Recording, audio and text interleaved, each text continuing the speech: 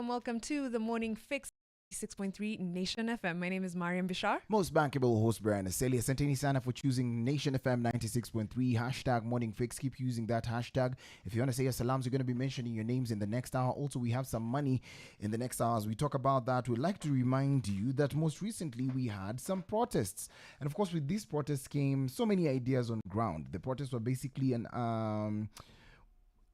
was a I'm going to say it as is, pro-citizen, pro-good governance protest, because it was the young people who are just trying to make sure that our leaders are held accountable. Yeah. And with that, young people who had actually sidelined themselves or been sidelined from politics decided to actually pick up the lost faith and decided to go into politics. Or rather, just take it as a serious issue and definitely take the mantle. That's right. There's been about over 20 actually, applications for party names at the Registrar of Political Parties that have the word Gen Z in them. People are trying to name their parties for the 2027 general election, either Gen Z Party, Gen Z Coalition, Gen Z this, Gen Z that. The Registrar of Political Parties, Anderitu, said the rush to reserve names began the day after the first demos.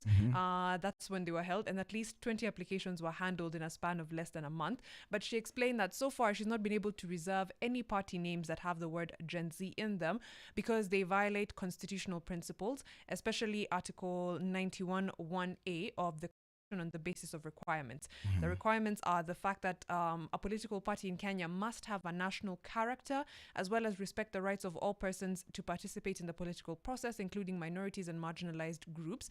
A national character, I think that's why there's always like either a map when you look at political party signage and the kind of artwork that they have, their logos, etc. It's either a map of Kenya, it's either like a fist being united, it's something of that sort. Also, even the names do inspire quote unquote national unity. When you say United Democratic Alliance, Orange Democratic Movement, Ford Kenya, things like that, they're all meant to be names that inspire unity and of course have national characters as part of their logos. And definitely why you see NAC Kenya, the word Kenya is in there. ODM Kenya, the word is there. Ford Kenya, the word Kenya is there just to show that we are united. But the big question is, in as much as they're saying that it lacks national character, the word Gen Z movement or Gen Z party, Gen Z Kenya or something like that, they say it lacks national character, and of course it lacks inclusivity. Who has included Gen Z in their conversation? And our leaders, do they have character? And sometimes isn't the character questionable? So why have a good name? Why call yourself, hi, my name is Brian Aseli, uniting people, and uniting people of Kenya party. And I propagate tribalism. That's very true. And I'm pushing nepotism. And I am corrupt. How about you just call yourself, for lack of a better word, political party division, so that we know you for who you are?